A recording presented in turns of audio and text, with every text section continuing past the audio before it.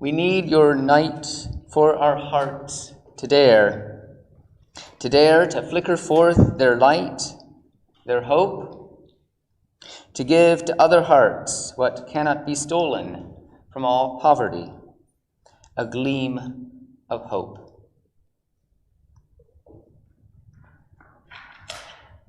From Carmen Bernos de Gastol's Prayers from the Ark.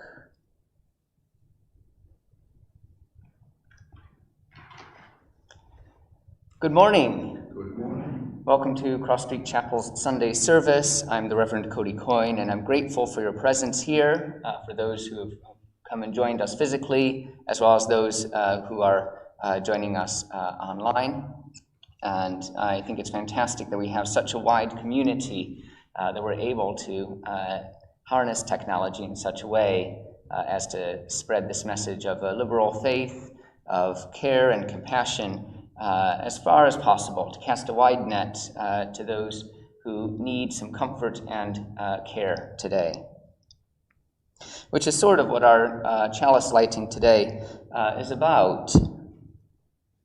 We need your night for our hearts to dare to flicker forth their light, their hope, to give to other hearts what cannot be stolen from all poverty, a gleam of hope. And today's service focuses on that sense of hope, on the sense of the night and the challenges that we face, and persevering still through all of that. We come into our time of worship as well with a few words of George Eliot. Friendship is the inexpressible comfort of feeling safe with a person, having neither to weigh thoughts nor measure words. So I hope that whatever you have come seeking here, be it a place of joy and laughter, be it a place of sorrow and tears, if you've come seeking a few words of wisdom, I hope they will be found. And as always, if you need a chance to rest with the divine. But above all, I hope you find here friendship. People for whom you don't have to weigh your thoughts nor measure words. So let us join together in singing our first hymn in the Purple Book, number 30, Each Seeking Faith is Seeking Light, with Brian Wren.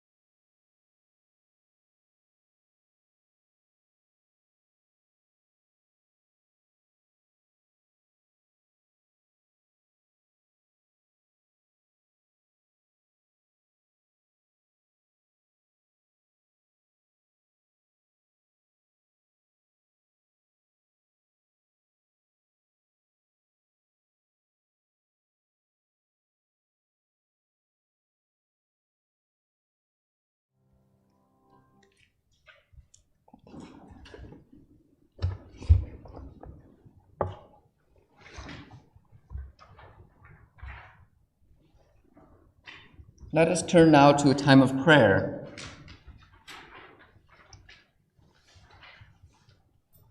O steady hand that guides us, as we look to you today, we may wish to run headlong into sacredness.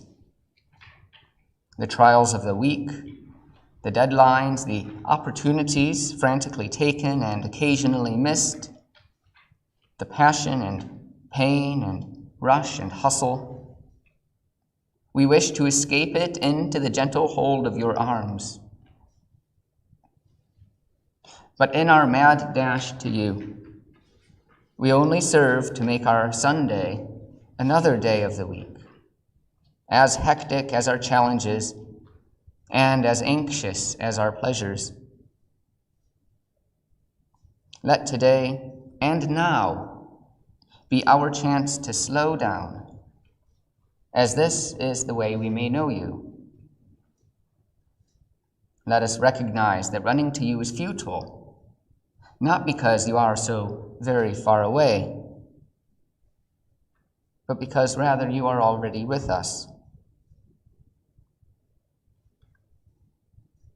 Let us then, without forgetting our week, abandon its endless chase as we seek to know you more deeply and more fully.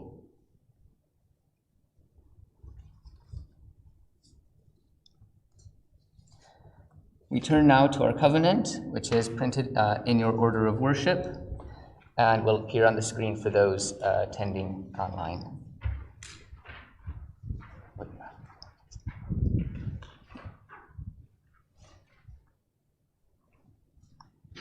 We gather here in sacred fellowship to witness the fullness of our lives and all life, to hold and be held, tell stories and listen, to be renewed and renew the world.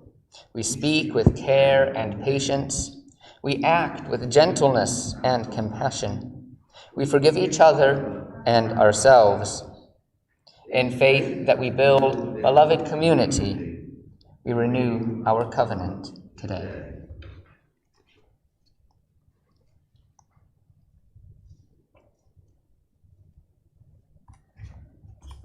Our first reading today is by Margaret Sylph. It's entitled The Map. Father was looking after his children and trying to keep them entertained, but he wasn't having very much success. It was a wet Saturday and the children were getting bored. They were starting to get on his nerves with their restlessness and their constant chattering. But the man was inventive, and suddenly he had an idea. He took down a magazine from the shelf and opened up, looking through until he found the world printed on one page. He tore this page out of the magazine and proceeded to cut it up with scissors into small pieces.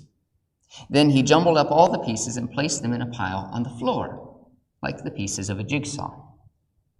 Then he set his two young sons the task of putting the map together again, thinking that this would keep them quiet for a good long time. He left them with it and went off to make himself a cup of coffee. Imagine his amazement, therefore, when 5 minutes later he came back to find the map neatly and accurately put back together again. "How did you manage to put it?" he asked them, taken aback by their skill. "Oh, it was easy," the younger boy replied. "You told us it was a map of the world, and when we looked at the pieces, at first we didn't know where to begin to sort it all out. It seemed impossible. But then we realized that there was a picture of a man on the other side, so we just put the man back together again. When we turned it over, the world had come back together again as well." "Yes, Dad, so easy. If you help the person right, the world is okay."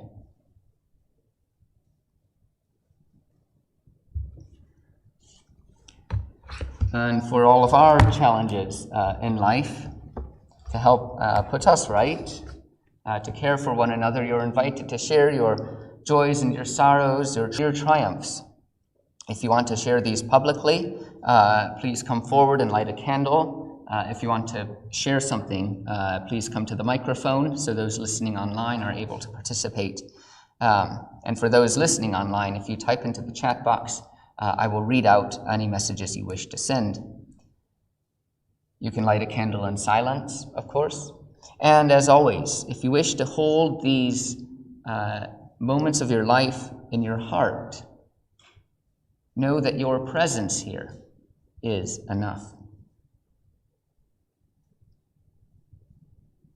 And I wanted to light a candle for my son Tom, who wasn't well 2 nights ago, and he's still sort of recovering a little bit this morning. So I'm afraid we won't see, you might have spotted him if you came in on the early side today, but we're trying to keep a bit of distance lest it sort of is infectious. So it's a candle for our son Tom. Thank you.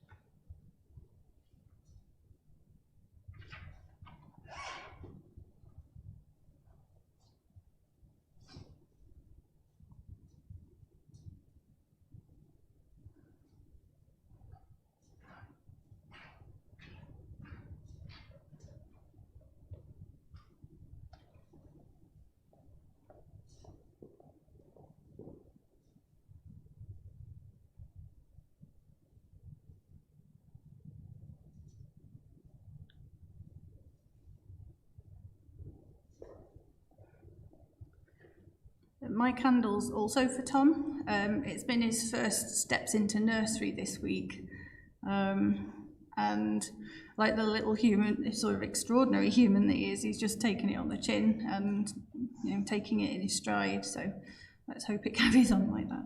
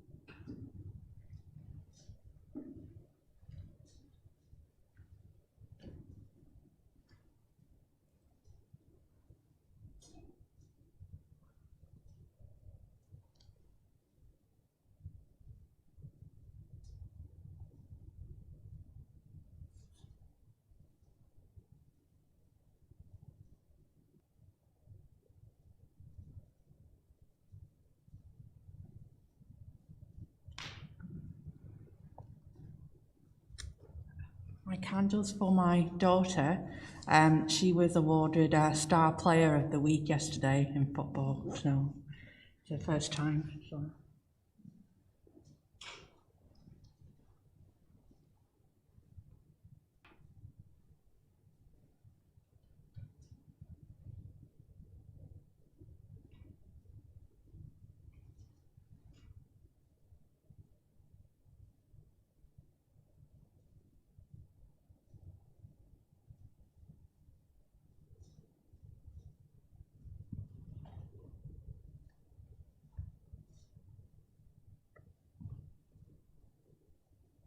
For all those joys and sorrows here spoken, and those that remain silently in our hearts.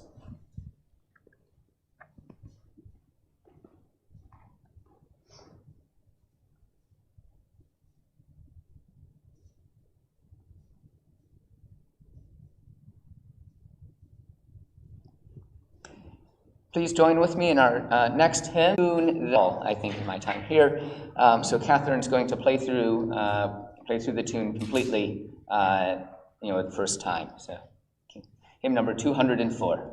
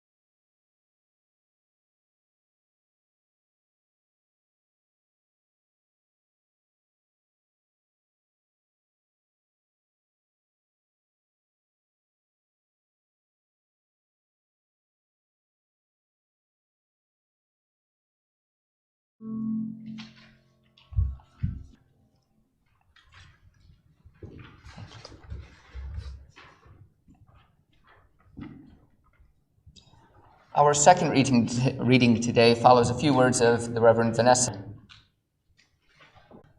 So much to heal in us and the world. So much to acquire. A meal, a healthy body, and are enough. The reality of all that falls short in the limits of today. We honor the limits.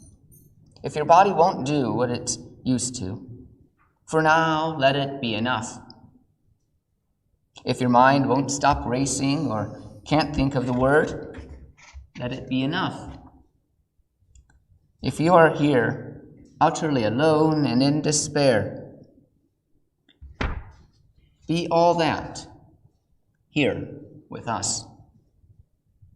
If today you cannot sing because your throat hurts or you don't have the heart for music, then be silent. When an offering is asked and you don't have money to give or heart to give it, the world won't stop spinning on her axis if you don't rise to all occasions today.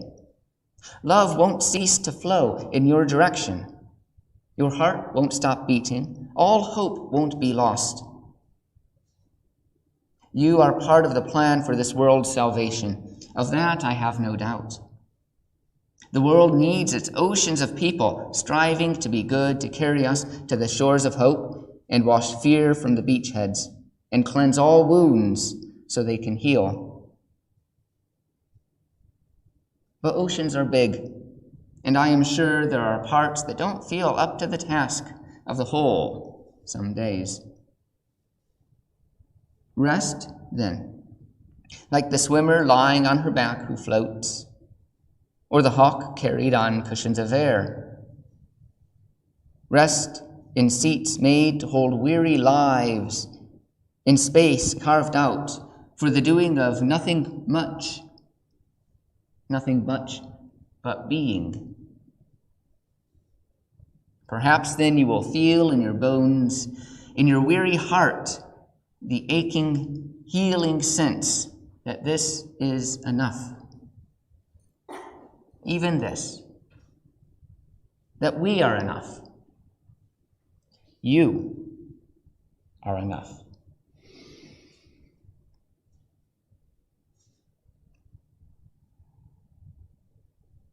It's important to hear Reverend Southern's word deeply of their meaning. You are enough. And we are enough. Amongst all the intentions of religious activity, a space to build community, to explore a deep ethics that moves out from these walls, to wonder and in reflective conversation on the nature of the cosmos. Amidst all these reasons for having religion, there is one more fundamental and necessary to our well-being and our community's well-being. And Reverend Southern encapsulates this with her humble statement, you are enough.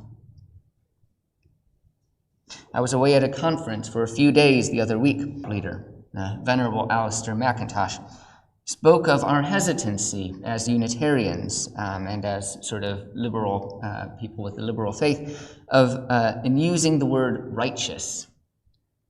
We might speak here a bit more easily about the Buddhist notion of dharma or similar expressions in other faiths. But when we look back onto our own faith's history and we find a word such as righteous, many people, myself included, tend to squirm a bit. It evokes that foreboding tenor of following rules and the peril of straying from the path. And yet what we fail to see is that the crooked, convoluted path that we call righteousness is such as it has been twisted by people who espouse a more draconian faith with a fallen humanity and an unhappy God. Were we then to think of righteousness not in the way that's taught by the fundamentalists, but rather as a universal truth, as our ambition to lead good lives, then we might find the path not going through the woods, but rather out along the open vistas, with the sunshine upon our face, as the beautiful Irish blessing goes. Righteousness that accommodates us, ever present in our lives. Not relative, it's not a relative truth that turns opinion into fact, but it's a truth that nevertheless includes all of humanity in its diversity and expression. And so we return to those words, you are enough. Much is spoken in our churches about the inherent brokenness that we carry, wherein there are no right answers. We seek the win-win, but sometimes in life it feels like we are forced to decide on a lose-lose. So here is that important further reason for our gathering. Recognizing our fallibility, our humanness, the existence in a world where we are not the center, where we acknowledge our commitment to good, to right action, to treating our neighbors fairly, and providing ourselves with self-care. Doing so, recognizing our imperfection, is a skill that faiths hold and the world needs. As our lives become more efficient, as the demands for accuracy increase, all the more admit to being injured, to causing offense, and pick up our pieces for next week's onslaught. We are enough. We are beautiful. Just as a mosaic is made of tiny broken pieces, so too do the daily and seismic injuries mar us. There's a similar idea in Japan. Kintsugi are bowls that have been broken and mended with a gold filler. Rather than look like clumsy attempts to rebuild something perfectly, they hold a deeper beauty as that golden thread runs through them. The Unitarian songwriter Peter Mayer even captures this in a song. I'm like one of those Japanese bowls that were made long ago. I have some cracks in me. They have been filled with gold. That's what they used back then, when they had a bowl to mend. It did not hide the cracks. It made them shine instead. I've had moments in my life, and I suspect as I've moved into my middle years, they've increased. Moments of quiet reflection where past mistakes, arrogance, even cruelty, so clear in hindsight, has risked breaking me apart.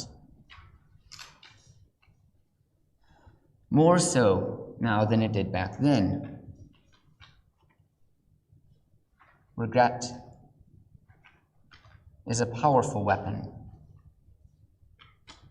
Somehow we carry on, perhaps unaware that we have acquired that golden filler, instead seeing the tiny shards, that broken cup. In those disjointed parts of our lives, different jobs, different relationships, which somehow, in retrospect, seem connected. So when looking back on your life, remember to acknowledge the golden thread. Cornelia Parker explores this in her art exhibition, Cold Dark Matter, An Exploded View. She built a shed which was filled with loads of varying items, and then she blew it up, quite literally blew it up in a field. She then gathered up the remains of this shed and all of its objects and suspended them from a ceiling lamp in the middle, which creates this beautiful sort of shadowed effect in the rooms where the exhibition is shown. Interestingly enough, she described the items chosen as being akin to the things that you cannot quite throw away. I suppose like the items of life that have borne a mark on our existence, that have been intimate to our being, yet occupying the distant past or holding some element of regret or otherwise. Like the shadows cast on the wall, these broken items display both what we proclaim to the world as well as our shadow selves. I think given an opportunity, many people would look forward to this level of destruction. In fact, there's a small industry that's popped up where people can book a space to swing a bat at an old computer or smash up some china saucers or other paraphernalia. There is a great deal of anger in the world, and sometimes you just want to punch a pillow. But just as our church should be adamant in reminding people you are enough, reminding people that we are fallible, we are human, and as we do this important task, it must be coupled with an awareness that, though necessary, though part of life, breaking still hurts.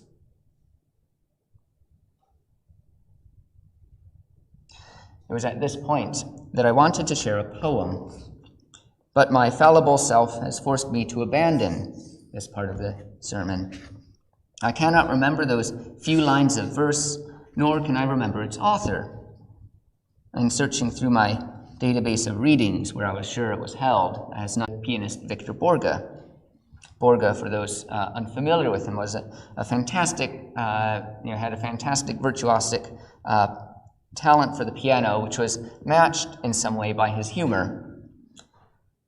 And in doing a performance, he once quipped that he had a phone call from his hotel room. The woman speaking to him asked if he could play a particular piece in his concert. You should know it. So when I admit that I had hoped to include a poem and have failed, I wish to acknowledge that this failure is in some way a success for the sermon, which is focused on our fallibility. So perhaps I have achieved what I set out to do. This poem, when I've remembered it, has challenged me in the past. Destruction as creative. Not beautiful, because we often try to romanticize deprivation, but as a necessary precursor that follows creation, building up. Like the mosaic, the breaking of the pottery is painful and results in jagged edges that may cut us if we're not careful.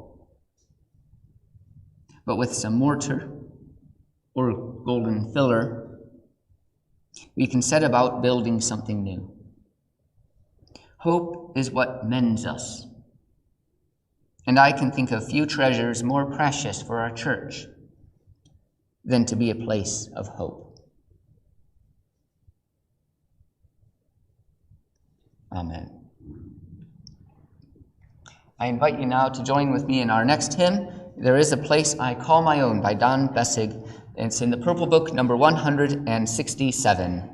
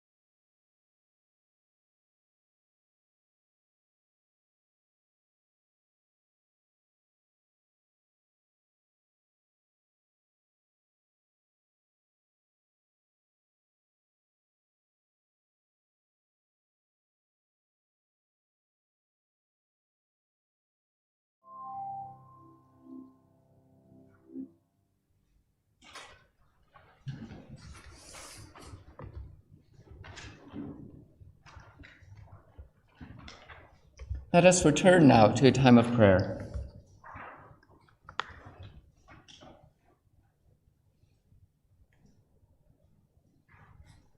Our eternal parent, let us make this a sacred space through our awareness. An awareness of our birth, that gift for which we never asked, from which we were not allowed to refuse. To enter into creation is but our first grace.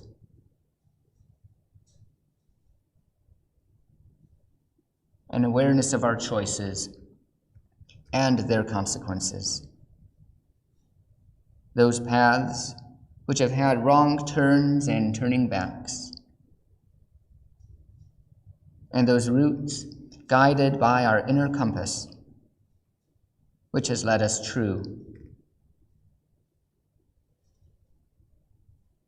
An awareness of our own mortality, that finiteness of this and purpose. An awareness that eventually we cannot choose, we cannot. An awareness and an acceptance.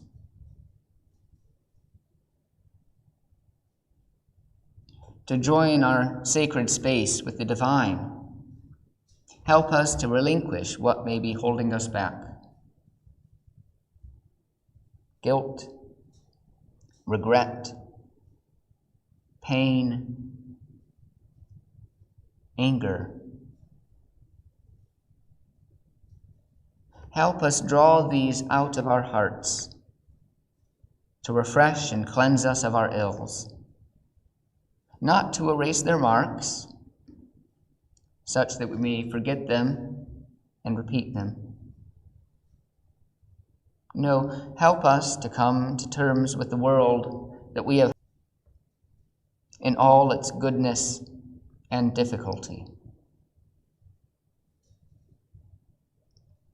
Make us into the lotus, drawing upon the sunshine and the muck in order to grow.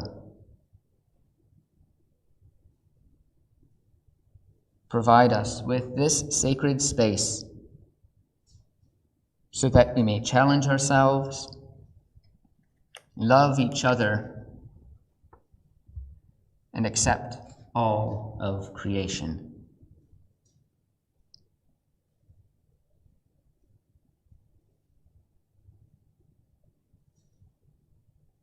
And so we now enter into a period of silence for reflection, meditation, contemplation, and personal prayer.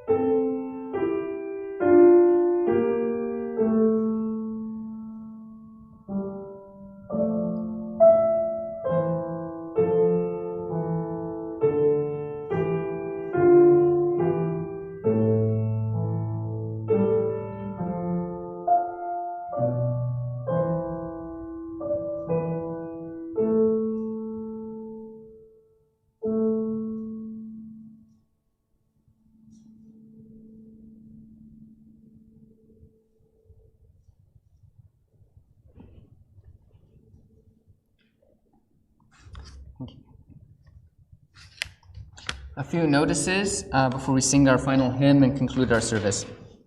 If you're in need of pastoral care, please let me know. You can write to me at minister@crossstreetchapel.org.uk. Please write as well if you would like to participate in the service, such as providing a reading or, in fact, taking a whole service, if you wish. We're always eager to have other people come forward and speak from their experience in life. And if you've just joined us, you're welcome to join our mailing list, again by letting me know or writing to minister@crossstreetchapel.org.uk. Tea and coffee will be after the service. I'm very sorry, I don't have anyone at the moment. Is anyone willing to do the tea and coffee for us? Thank you, sir. So that will be after the service. And Faith in Life will be meeting next week, I believe. I haven't discussed it formally with William. Faith in Life is one of our small group ministries that meets once a month to explore our lives and the sort of spiritual connections that we experience within them. That can assist the mission of our chapel. You're able to donate online at tinyurl.com/crossstreetdonate, or you can contact me to learn about setting up a standing order. And then finally, on the 17th of October at 3 p.m., we'll have sort of some more of these printed out where you can take them. We are hosting a performance called Breaking the Silence of the British Slave Trade, Testimony, Story, and Song from the voice of 18th century British abolitionists. This is set to be a fantastic performance and exploration of slavery and sort of slavery and its effect and influence in Britain. It's free, 17th of October at 3 p.m., but they do ask that you make bookings. The details of this, as I said, copies will be made. Are there any notices from the congregation? Let us then sing our final hymn in the Purple Book, number 24, Come Sing a Song With Me, by Carolyn McDade, hymn number 24.